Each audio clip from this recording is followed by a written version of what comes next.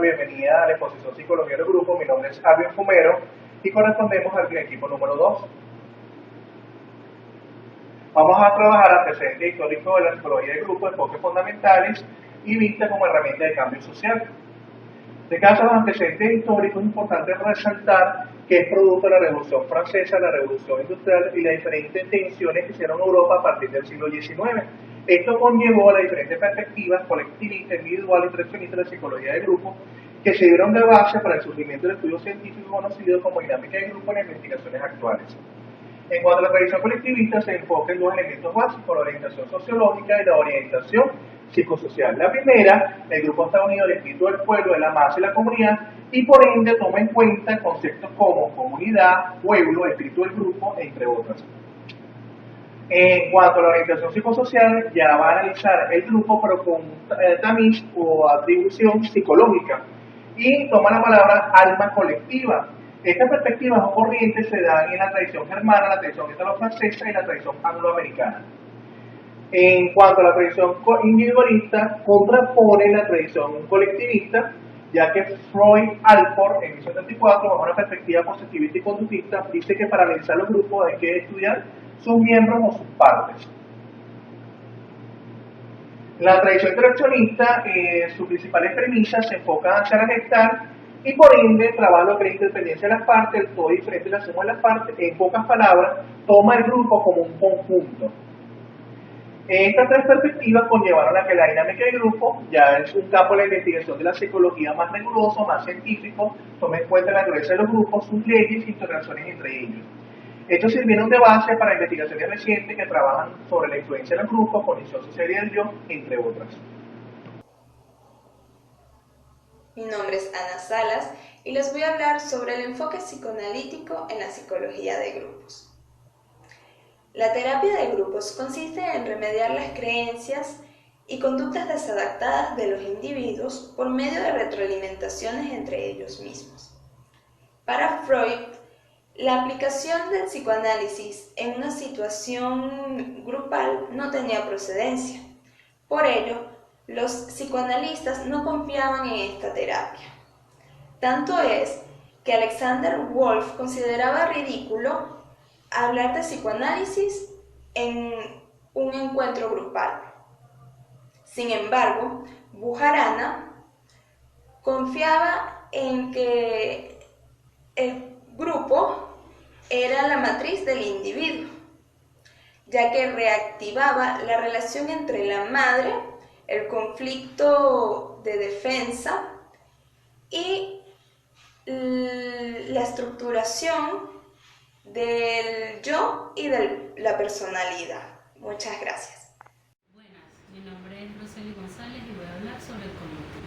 El conductismo surgió de un rechazo al énfasis inicial de la psicología en el funcionamiento interno de la mente.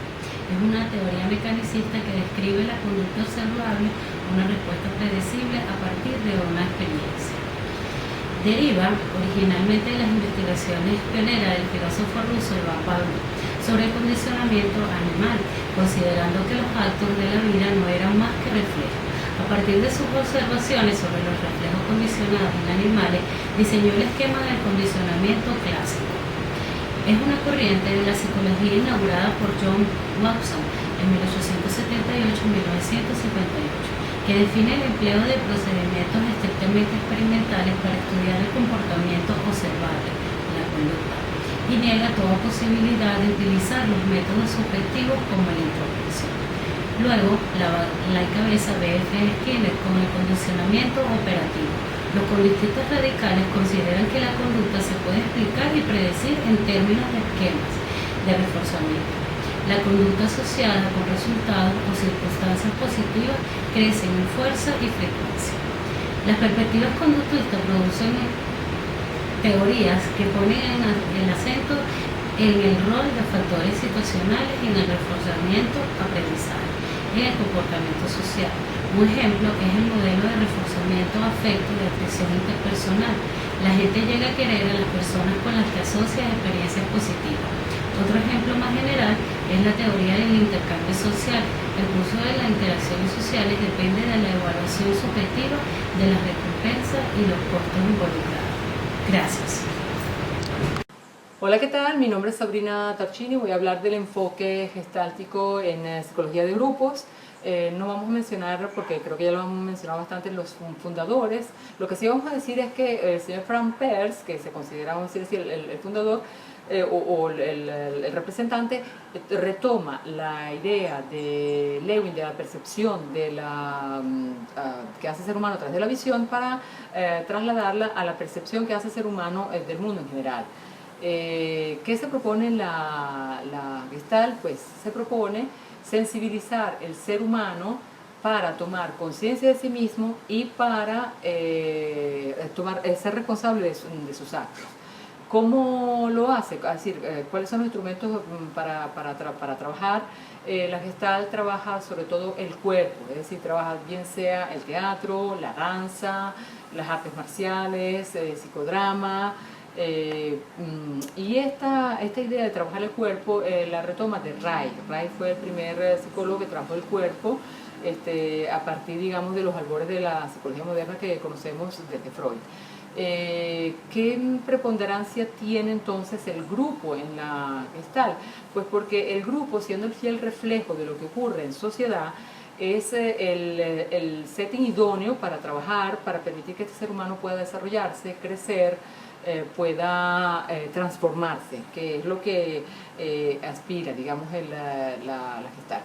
¿Cuáles son las modalidades de grupo? Pues las modalidades son los settings grupales iniciales, los approach iniciales, los trabajos de grupo verdaderos, o sea, los, digamos, propiamente dichos, y los stage ocasionales conectándose con otras materias.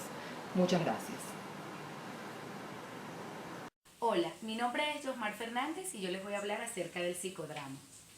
La breve historia del inicio del psicodrama dice que Jacob Levi Moreno es el padre de la psicoterapia, el psicodrama, el role-playing y también la sociometría.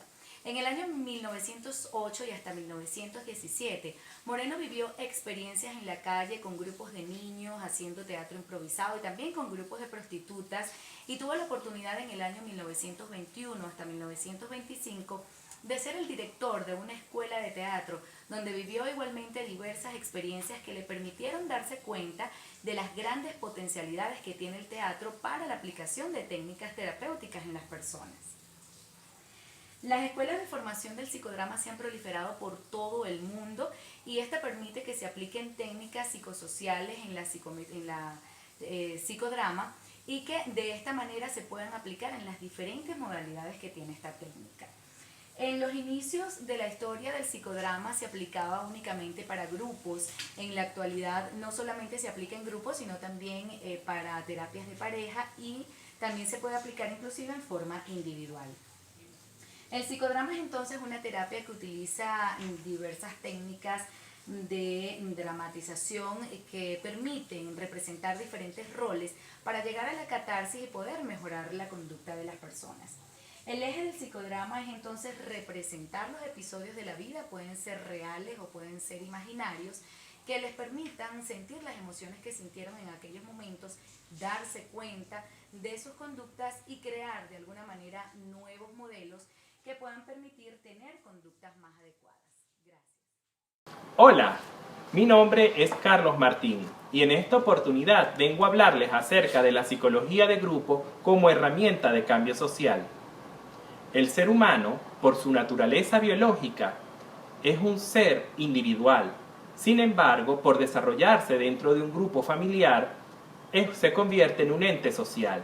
Esto hace que constantemente piense en grupo, se desarrolle dentro de un grupo y quiera siempre pertenecer y formar parte de un grupo.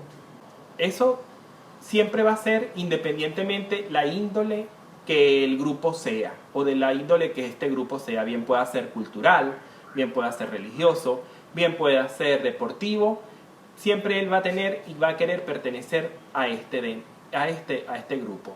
Por esta estrecha relación que existe entre el hombre y el grupo, entre el individuo y el grupo, es que la psicología grupal se convierte en una herramienta poderosa para los cambios y las transformaciones a nivel social, que parten desde lo individual también. Siempre y cuando la persona o el individuo no se vea disminuido en sus expresiones por un grupo que ejerce fuerza y presión sobre él, o que los intereses personales del individuo sean los que sobrepasen al grupo y quieran aplastar la fuerza del grupo. Entonces tiene que existir una armonía entre el grupo y el individuo. Y esto es lo que permite a la psicología grupal, a la psicoterapia grupal, hacer e intervenir dentro de estos procesos. Gracias. Hola, soy Eduardo Salazar. En esta oportunidad voy a hablar de psicología de grupo como herramienta de cambio social. ¿Qué nos proporciona un grupo? Los grupos nos proporcionan empatía, apoyo, y también nos sirven para adquirir y practicar nuevas habilidades, así como también el autoconocimiento. El autoconocimiento a través de la información que obtenemos de la visión de las diferentes personas que pertenecen al grupo. Es un espacio también de transformación y esa transformación se puede experimentar tanto dentro como fuera del grupo. Para que un grupo funcione como herramienta de cambio social, decimos que el individuo debe reconocer a dicho grupo y tener un sentido de pertenencia como tal con él. Y el grupo a su misma vez también una aceptación del individuo dentro de él. También este grupo debe contar con un líder, que ese líder debe tener empatía con los participantes y sus seguidores a la misma vez reconocerlo y a través de esa identificación y utilizar esta virtud de empatía para así de esa manera poder influir o influenciar sobre los demás. Los grupos se pueden clasificar en grupos de referencia, grupos de pertenencia y grupos formales. Tal como su nombre los dice, los grupos de referencia nos sirven para tomar las referencias de los patrones o conductas que debemos adquirir a lo largo de la vida. Un ejemplo puede ser el grupo familiar, al cual podemos en algún momento dado sentir que no pertenecemos, pero que nos dio herramientas y estructuras para tener las referencias de cómo actuar en un momento adecuado. Los grupos de pertenencia, también específicamente como la palabra lo dice, pertenencia, son los que escogemos y pertenecemos a dichos grupos porque queremos estar en ellos. Entonces nos generan satisfacción, aun cuando pueden haber algunas situaciones con las cuales no estemos de acuerdo, también nos sirven como transformación y como cambio. Y los grupos formales, que son aquellos donde existen normas y reglas que deben cumplirse y el individuo está sometido a ellas para que este grupo formal pueda funcionar. Un ejemplo de ello, un trabajo, un equipo de fútbol. Muchas gracias.